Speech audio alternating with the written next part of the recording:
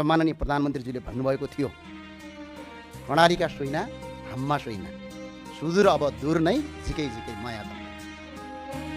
तर सभामुख महोदय, यो नीति तथा कार्यक्रमको 100 पृष्ठ पढ्यो। नीति तथा कार्यक्रममा हेर्दा कर्णाली र सुदूरपश्चिमलाई सहयोगको अनुमति भएन।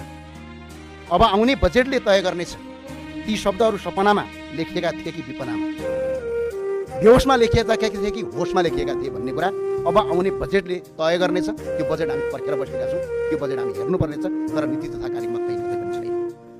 त्यसपछि हामी सरकारलाई धन्यवाद भनौँला। यदि फेरि व्यवस्था गरियो भने कर्णालीलाई र सुदूरपश्चिमलाई विशेष गरेर फेरि व्यवस्था गरियो भने इतिहासले माफ दिने छैन। अब कर्णालीले यो देशको नेतृत्व आफै गर्नुपर्ने अवस्था आउँछ कि त यो मुलुकबाट आफ्नो अस्तित्व खोज्नुपर्ने अवस्था आउँछ। यो सामान्य कुरा होइन, गम्भीर कुरा हो। सम्माननीय सभामुख महोदय, कर्णाली आफैमा दुर्गम होइन। राज्य सत्ताको निरन्तर हेपाई, चेपाई र विभेदले कर्णालीलाई दुर्गम बनाएको। नेपालभर आज 20,000 किलोमिटर कालोपत्रे सडक हुँदा कर्णालीमा जम्मा 300 किलोमिटर मात्र कालोपत्रे सडक हुनु यो लाजमर्दो अवस्था हो या होइन? हामीले भिख मागेको होइन, हाम्रो अधिकार मागिरहेका छौँ। देशको कुल कालोपत्रे सडकको केवल 1.5% हिस्सा मात्र कर्णालीमा हुनु के यो अन्याय होइन? के यो न्याय हो? आज पनि कर्णालीमा सडक लाम्बे छन्, बर्सातमा लाम्बे छन्। आज पनि बिरामी बोकेर अस्पताल पुर्याउँदा बाटोमा ज्यान जान्छ। आज पनि आकाशमा हेलिकप्टर देख्दा गाउँलेहरू आशा र पीडाले एकपटक हेरिन्छ। सम्माननीय सभामुख महोदय, जहाँ सुगमका प्रत्येकको साक्षरता दर आज 82% छ भने त्यही कर्णालीको 76% मात्रै छ। मुगु र हुम्लामा त औषध आयु नेपालकै सबभन्दा कम छ। बालबालिकामा कुपोषण, होचोपन, कम तौलको समस्या भयावह छ। तर म आज केवल अभावको कुरा मात्र सुनाउन आएको होइन, म सम्भावनाको आवाज पनि उठाउन आएको छु। कर्णाली विकट पनि आज जति पनि मान्य सांसद हुनुहुन्छ तपाईँहरूले बोलिने भाषा पनि ती कर्णालीले दिए र यो संसदको रोस्टरमा मैले बोलेको भाषा पनि कर्णालीले दिए। सम्माननीय सभामुख महोदय, नेपालमा सबभन्दा धेरै जडीबुटी पाइने प्रदेश कर्णाली हो। यार्सागुम्बा, जटामसी, पाँचौले, रतुवा, कटुकी, पदमचाल यी सम्पत्ति हुन् राज्यका। तर राज्यले दृष्टि नपुग्दा अभिशाप जस्तै बनेका छन्। राज्यले खरमो आम्दानी गर्न सक्छ। नेपाली भाषाको उद्गम स्थल सिन्जा उपत्यका कर्णालीमै छ। खसारेको सभ्यता र संस्कृतिको आत्मा कर्णालीमै छ। नेपालकै सबैभन्दा ठुलो स्वर्गकी अप्सरा रारा कर्णालीमै छ। सबभन्दा गहिरो सेवफोक्सन्डो ताल कर्णालीमै छ। नेपालको सबभन्दा लामो नदी कर्णालीमै छ। सबैभन्दा बढी स्याउ उत्पादन गर्ने प्रदेश कर्णाली नै हो। सबैभन्दा बढी अर्गानिक खेती गर्ने प्रदेश कर्णाली हो। ऊर्जाको कुरा गर्नु पर्यो भने सम्मानित सभामुख महोदय, 18,000 देखि 20,000 मेगावाट क्षमताको जलविद्युत उत्पादन गर्ने क्षमता छ।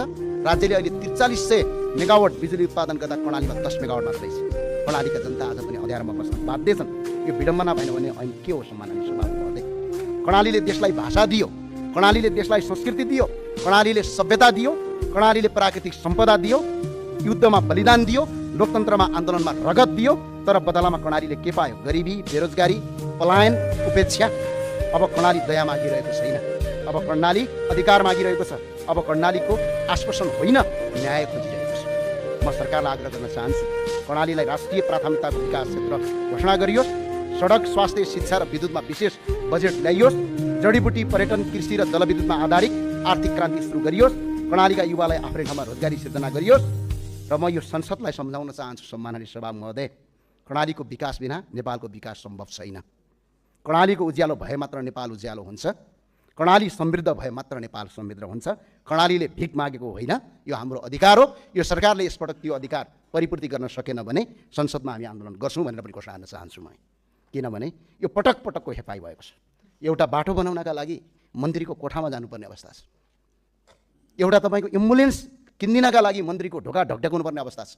त्यो भएको हुनाले अहिलेको बजेटमा अपेक्षा नगरियोस्। सम्माननीय सभामुख महोदय, म अलिकति समय जहिले पनि शक्तिशालीको पक्षमा उभिने होइन, राज्य निमुखा र कमजोर नागरिकको सहारा बन्नु हो।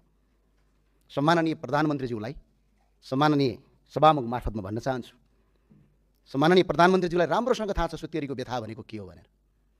उहाँलाई मात्र होइन, यो देशलाई नै अवगत छ।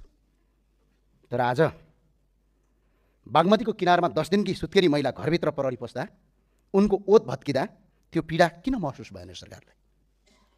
एउटा नाबालकको हातमा नेपाली झन्डा बोकेर आफ्नै घर भत्किएको हेर्दै आँखाभरि आँसु झार्दै आफ्नो किताब समेत निकाल्न पाएन, त्यो बालकको मनमा राज्यप्रति कस्तो छाप बस्ला? त्यो नाबालकप्रति आज सत्ता छ, यसको मतलब यो होइन कि मैले जे पनि गर्न सक्छु भन्ने कुरा होइन। यो सत्ता भनेको स्थायी हुँदैन, यो अस्थायी हो। त्यो भए हुनाले म स्पष्ट भन्न चाहन्छु, म अव्यवस्थित बस्ती जोगाउनुपर्छ भन्नेमा पटक्कै छैन। त्यो बस्ती बागमती किनारका बस्तीहरू जुन नदीको ठाउँमा छन्, जुन सरकारी सम्पत्तिहरू हडपेका छन्, त्यो हटाउनुपर्छ भन्ने मान्यता राख्छु। तर सरकार हो कि आतङ्कवादी हो? कति दिनको समय? म अहिले सरकारका मन्त्रीलाई भन्न चाहन्छु यहाँ अगाडि राखेर, तपाईँहरू बस्दै गरेको घर 24 घण्टामा खाली गर्नुहोस् ल। सक्नुहुन्छ डेरा सार्न? त्यसको समय छैन। त्यो भए हुनाले सरकारी सम्पत्ति जोगाउनुपर्छ भन्ने मान्यता राख्छु। अवैध संरचना भत्काउनुहोस्, त्यो भत्काउनु पर्ने पक्षमा म छु। तर मानवीय संवेदनामाथि डोजर चलाएर विकास हुँदैन। सरकारले सुकुम्बासी बस्ती होइन, हुकुमबासीको मानसिकतामाथि प्रहार गर्नुहोस्। आज सत्ता र शक्तिको आँटमा, पूर्व मान्यज्यूले अघि भन्नुभएको थियो, सत्ता र शक्तिको आँटमा कसैलाई जोगाइदैन भने आज सत्ता पक्षका मात्र होइन, मन्त्री परिषदका सदस्यसम्म हुकुमबासी भएका प्रत्यक्ष प्रमाणहरू बाहिरिएका छन्। आज त्यहाँमाथि डोजर किन चल्दैन? त्यसको प्रमाण यो संसदलाई चाहिन्छ। त्यो भएको हुनाले सम्माननीय सभामुख महोदय, चाहे आफ्नो पार्टी होस्, चाहे अर्काको पार्टी होस्, चाहे यो दलको होस्, चाहे दलभन्दा बाहिरको होस्, सुकुम्बासी भत्काउने क्रममा 2 जना मान्छेले आज आत्महत्या गर्नु पर्यो। अब प्रश्न उठ्छ, नागरिकको ज्यानको सुरक्षा राज्यको कर्तव्य हो कि होइन? हामीले संसदमा पहिलोपटक संसदमा बानेश्वरमा उभिँदै गर्दा प्रेम आचार्यले अगाडि आएर आत्महत्या गर्नुभयो संसद भवनको गेटमा।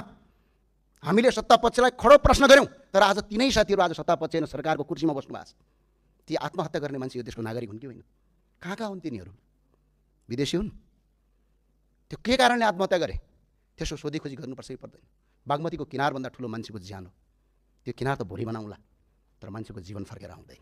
त्यो भएको हुनाले सम्माननीय सभामुख महोदय, विकासका नाममा यदि नागरिक यति निराश बन्छ कि उसले बाँच्ने आश नै गुमाउँछ भने त्यो केवल व्यक्तिको हार होइन, राज्यको असंवेदनशीलताको पनि असफलता हो।